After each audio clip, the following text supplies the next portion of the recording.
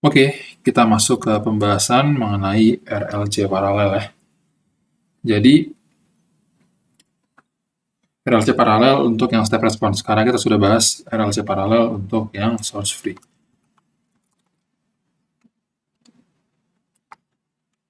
RLC paralel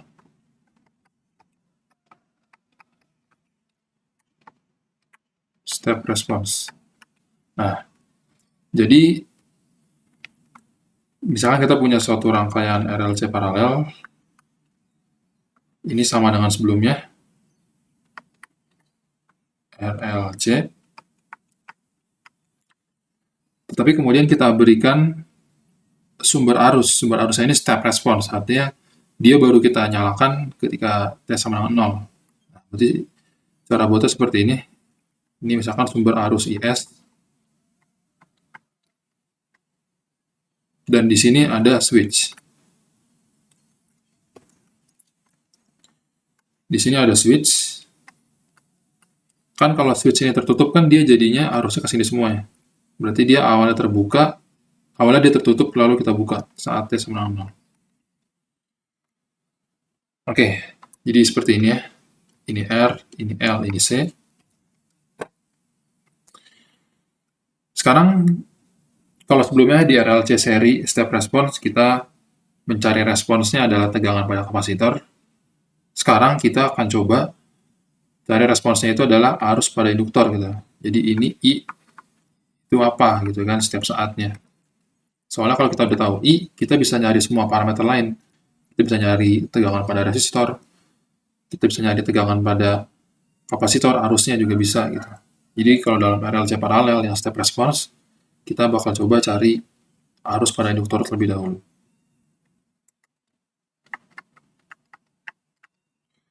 Oke, kita coba tinjau dari KCL. Dengan KCL kita peroleh bahwa arus pada induktor tambah arus pada resistor tambah arus pada kapasitor dikurang dengan IS ya, atau ini sama dengan IS. Berarti kan kita ingin menyatakan semuanya dalam I ya. Berarti ini I ditambah V per R. Kalau misalkan ini adalah V ya. Ini tegangannya V.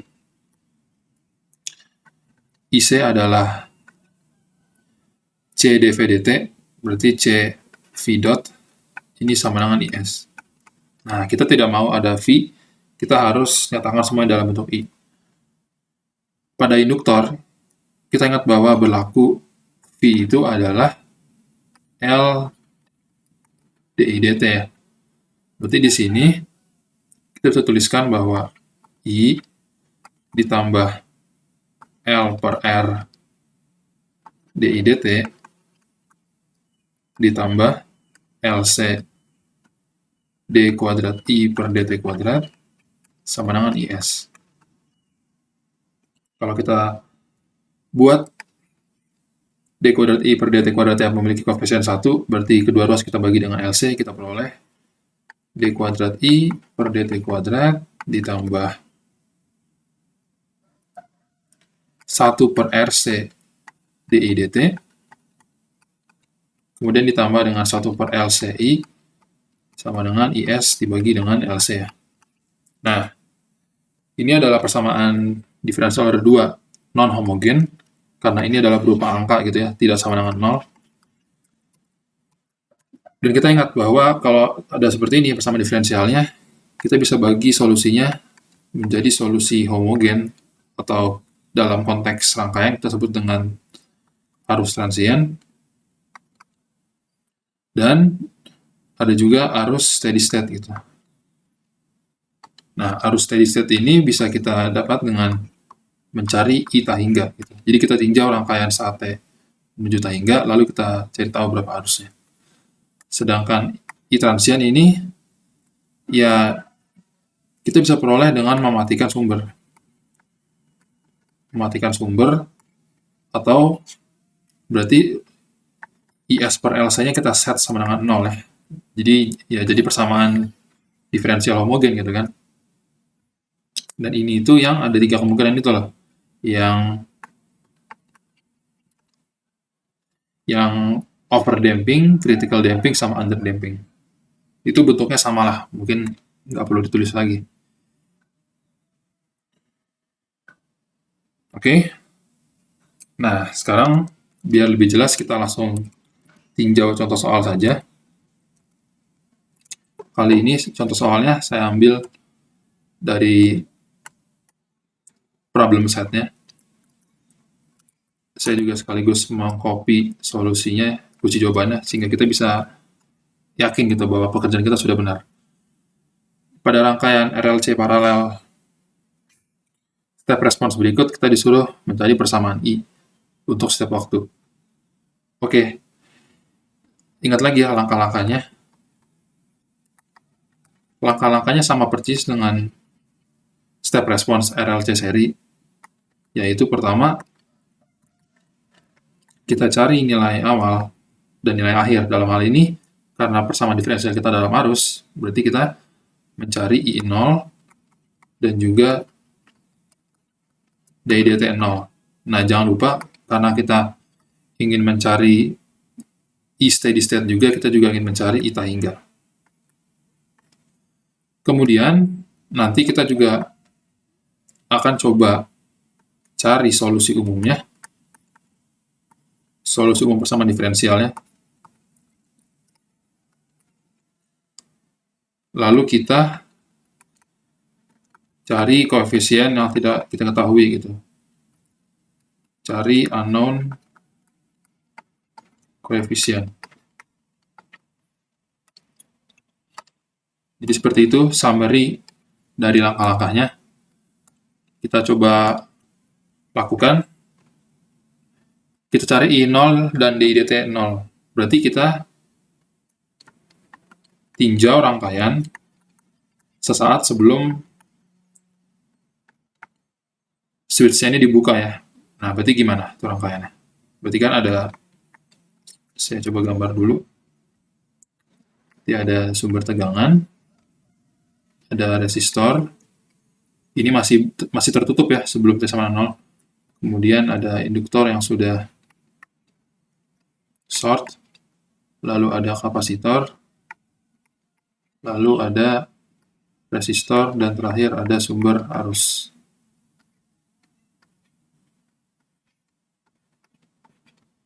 Ini 12, ini 4, ini 5, ini 3.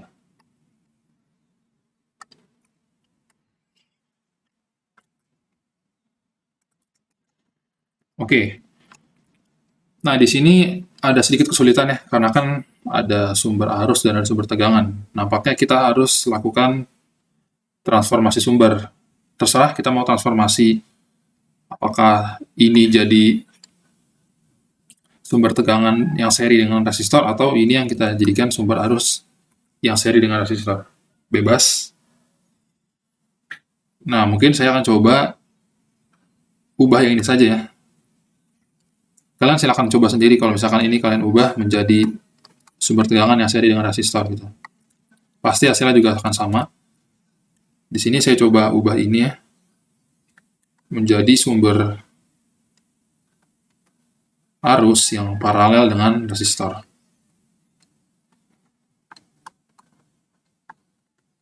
Tadi ini sumber tegangan 12 volt ya, berarti arusnya adalah 12 dibagi 4 menjadi 3 ampere. Ini masih sama 4. Nah, di sini perhatikan bahwa terdapat 2 buah sumber arus. Ya, sebenarnya ini bisa kita gabungkan ya, tapi kita gabungkan secara mental saja. Lalu ini juga ada 4 dan 3 resistor paralel bisa kita gabungkan sebenarnya. Tetapi di sini poinnya adalah terdapat short circuit, artinya semua arus dari sini akan perginya tuh ke sini gitu. Nggak ada arus yang ke resistor, nggak ada arus yang ke sini bahkan. Jadi, kita bisa langsung tahu bahwa arus pada induktor itu adalah 3 ditambah 3, yaitu 6 ampere. Ingat ya, kalau sumber arus ini bisa kita jumlahkan gitu arusnya kalau saling paralel. Nah, ini adalah V0. dan ini bernilai 0.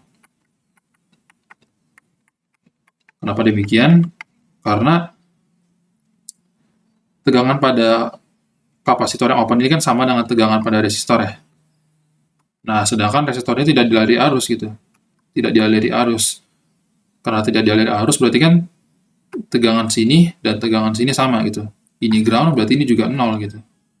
Ya, berarti tegangan pada kapasitor sama dengan tegangan pada resistor yaitu 0. Oke. Sekarang kita tinjau rangkaian sesaat setelah switch-nya itu dibuka. Berarti kan kita jadi punya dua bagian yang terpisah, ini dan yang ini. Gitu. Kita tidak peduli yang ini, karena kita akan mencari arus IT, berarti kita ambil yang ini aja nih. Kebetulan ini sama persis dengan yang udah kita bahas barusan, yaitu RLC paralel ya. Persis sekali sama. Berarti kalau saya gambarkan jadi seperti ini.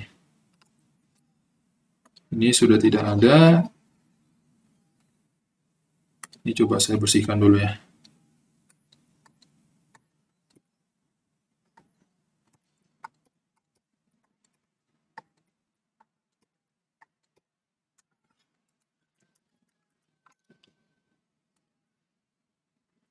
Ini tadi 3 ampere, ini 5 ohm.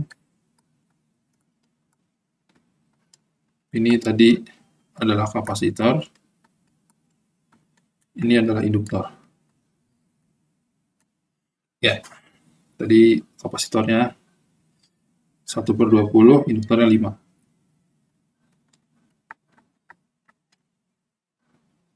Oke. Nah, I0 min sama dengan I0 plus sama dengan 6 ampere, berarti ke sini ada arus sebesar 6 ampere. Ini ada arus 3 ampere. Nah, terus kemudian tegangan kapasitor itu 0 volt, berarti ini juga 0 volt nih. Ini 0 volt, berarti di sini juga 0 volt nih. Sehingga tidak ada arus yang ke resistor. Berarti arusnya itu antara dia ke sini, dan ke sini gitu kan. Nah, berarti gimana tuh? Ke sini 6, masuk 3, berarti ke sini harus 3 nih. Ke sini harus 3. Oke. Nah, kita lagi nyari apa sih? Karena persamaan diferensial kita dalam arus, berarti kita sebenarnya nyari karena persamaan diferensial kita dalam arus, berarti kita nyarinya I0 dan V0. I0 dan DI/dt0. I0 kita sudah dapat, DI/dt0 tuh kita bisa dapatkan dari tegangan pada ini ya. Pada induktor kan adalah DI/dt0 ya. LDI/dt0. Nah, di sini kita lihat bahwa tegangan pada induktornya juga 0 volt gitu. Jadi, kita dapatkan DI/dt0 itu adalah 0 ampere per second. Oke. Kita udah dapat kondisi awalnya, sekarang kita cari kondisi akhirnya. Kita tinjau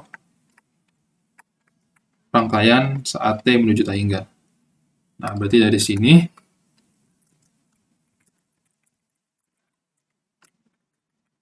kita coba saya bersihkan dulu ya.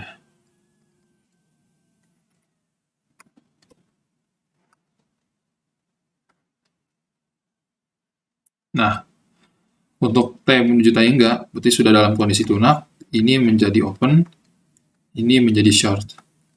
Nah, berarti kita bisa lihat langsung bahwa I tak hingga itu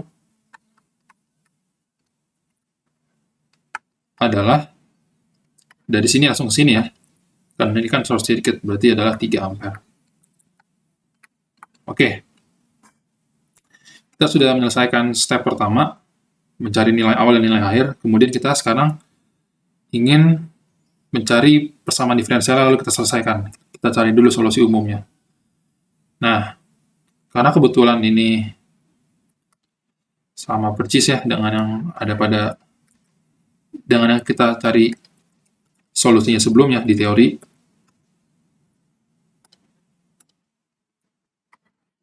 ya kan ini sama persis kan bentuknya, berarti kita bisa langsung menggunakan apa yang telah kita cari gitu sebelumnya. Ini.